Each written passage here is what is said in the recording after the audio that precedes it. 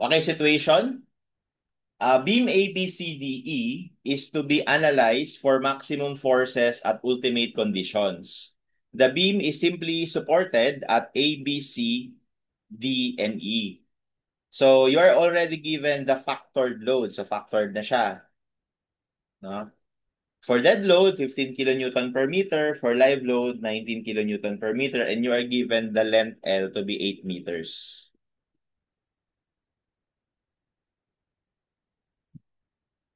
Ayan. Okay, so determine the maximum shear at B. So guys, dito, given ulit yung pattern loadings, no? And as we can see, ano siya? 4 span ulit, no? 4 span. Okay, so same lang. So ngayon, ganito. Yung dead load, wala tayong choice, no? So, at saka isa pa, yung shear na hinahanap natin sa B, so ito. So, ano yung shear dyan? So, for number 1, ito ha. So, for number 1, yung shear sa B, due to dead load muna, would be equal to, so, dito tayo tingin, dito, or dito. So, yung shear doon, ito na. Sa case na to, hindi niya sinabi kung anong span ng B. Ito bang AB or ito bang BC? Kasi di ba sa point na to, dalawa yung shear mo eh. Meron kang 0.607 or meron kang 0.536. So kapag ganon, hindi sinabi kung anong span yung kino-consider. So kailangan mamimili tayo. At syempre, pipiliin natin is yung mas malaki. No? So yung 0.607 WL. So we have 0.607 um, W dead load. So guys, factored na kasi to. So hindi na ako maglalagay ng load factor. So we will have 0.607 times W dead load, which is 15. Tapos yung L natin ay 8. Ayan. So yun yung magiging shear sa B.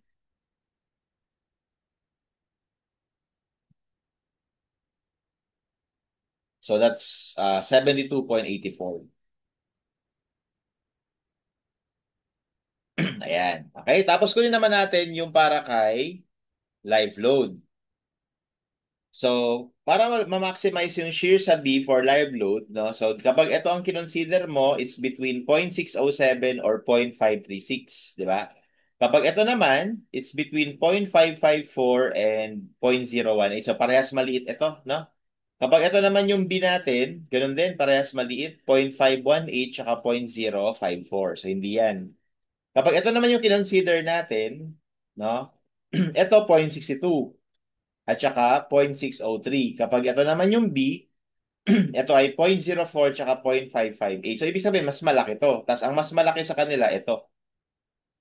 No? Ito nasa left. No? 0.62 WL. So, dito mag-iingat lang tayo, guys. Kasi, dapat kapag ka magko-compute tayo ng maximum shear or kahit anong maximum, make sure na you are choosing same side na pag-a-addin, na pagsasamahin. Ito kasi, nasan ko to nakuha? Di ba dito sa side na to? Sa left side. Na ito. Bali dapat ang kapartner nito, yung left side din. Ito rin, at left side din. Okay? Kung sakali na ito yung pinili natin, itong nasa right side, itong 0.536, dapat ang kapartner niya dito sa pattern na to, itong 0.603.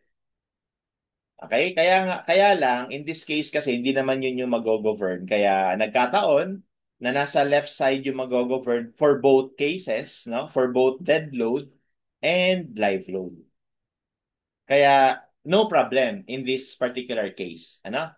No problem. Pero gusto ko lang i-remind na may mga instances na dito sa dead load, ito yung nag-govern. Pagdating sa live load, ito yung mas malaki. So hindi natin pwedeng pagsamahin i-criss-cross yung yung pag-add, no? So ang gagawin natin, magta-trial and error tayo. Bali, kung ito yung mas malaki dito sa dalawa, tapos ito naman yung mas malaki dito sa dalawa, ang gagawin natin, ipagpa-partnerin muna natin ito, kunin natin yung value, tapos after that, ipagpa-partnerin naman natin ito, tapos kukunin natin yung value. Tapos i-compare natin kung sino mas malaki. Okay?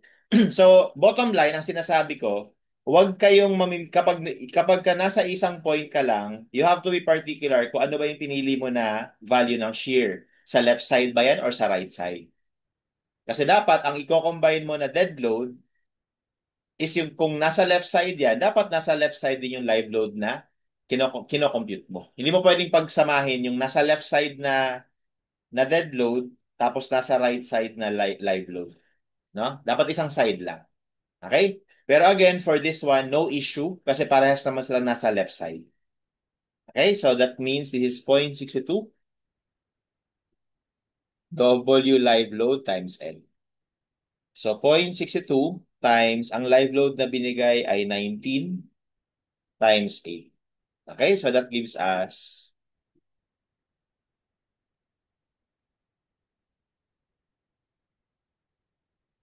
94.24.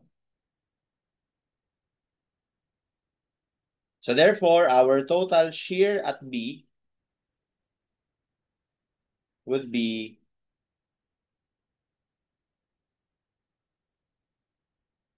167.08 kilonewtons. And that would be our answer. Okay, so lagyan ko lang ng note dito, no? Right side of B or beam AB governs. Okay, so bali ito yung nag-govern yun dito sa kabila. No, nasa left side, sorry, left side pala, hindi right.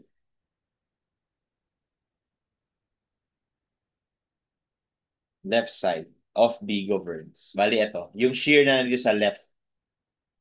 Okay, which is ito yun. And ito. Okay? So that is for number one. So our answer is letter A. For number two, determine the maximum reaction at B. So pinapahanap naman maximum reaction. So once again, pagdating sa reaction, number two, reaction sa B due to dead load. So for dead load, wala tayong choice kundi i-load siya ng ganito, buo. 'Di ba? So ito yung B natin or ito. So actually kahit saan parehas lang. So 1.143 WL.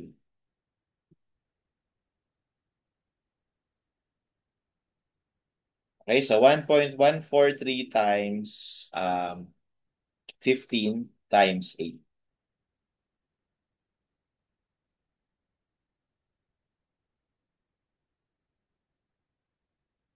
So that gives us 137.16 kilonewtons.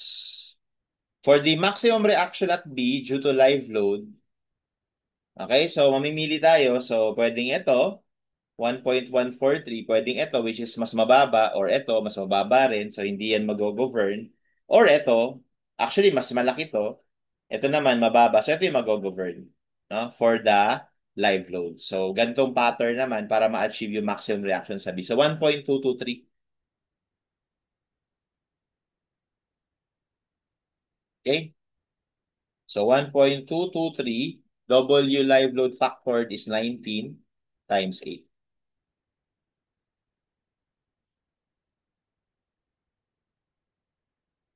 And that's 185.896 kilonewton. So therefore, our total reaction at B for the dead and live combination would be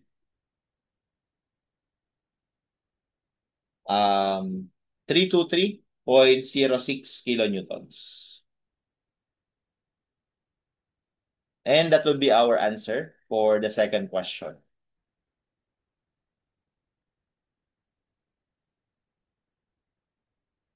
Okay? And then lastly, determine the maximum positive moment at span AB. So ano naman daw yung maximum positive. So take note, positive yung sinasabi niya. Dito sa span na to. Okay, so again, kapag gusto nating ma-achieve maximum positive moment for dead load, ito lang yung option natin. So ito yung AB o di kaya ito, di ba? So kung ito, ang maximum positive natin, ito, 0.0772 WL squared. Dito naman, same lang yan, 0.0772. So for the dead load part, ito na yung gagamitin natin, no? 0.0772. So, maximum positive moment for span AB due to dead load is 0.0772.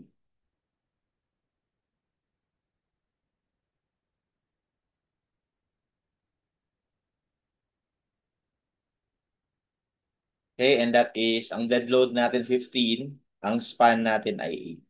So that gives us the maximum positive moment.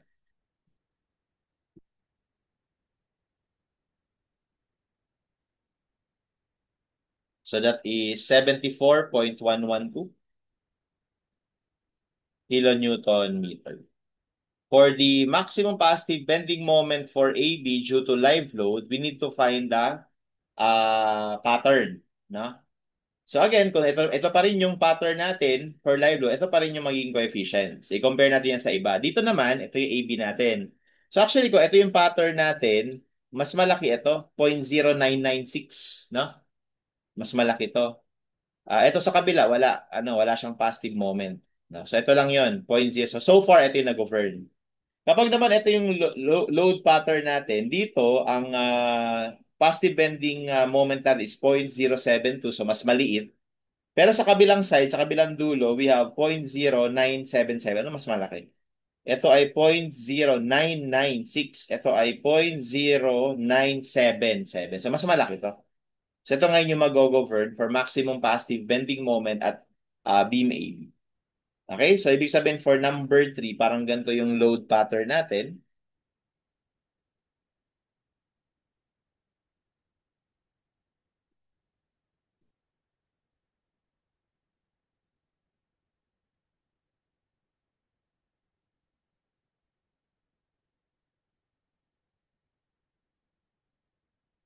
Bale, A, B, C, D, E. So yung dead load natin ganito.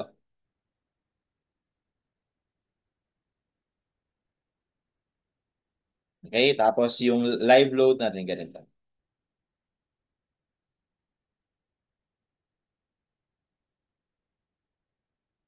So para ma-achieve yung maximum bending moment dito, positive bending moment sa span AB. Okay, so that was 0.0996 WL squared.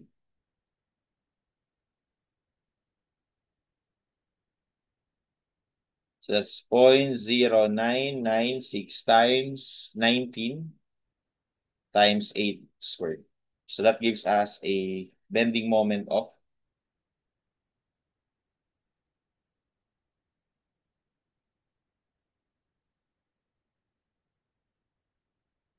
121.114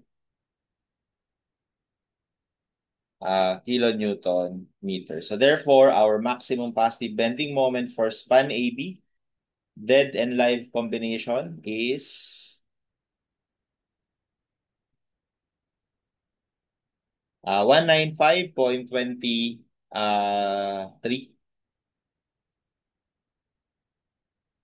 kilonewton meters. Okay, so that will be our answer for number 3. Okay, that's letter D. And that's how we solve this problem.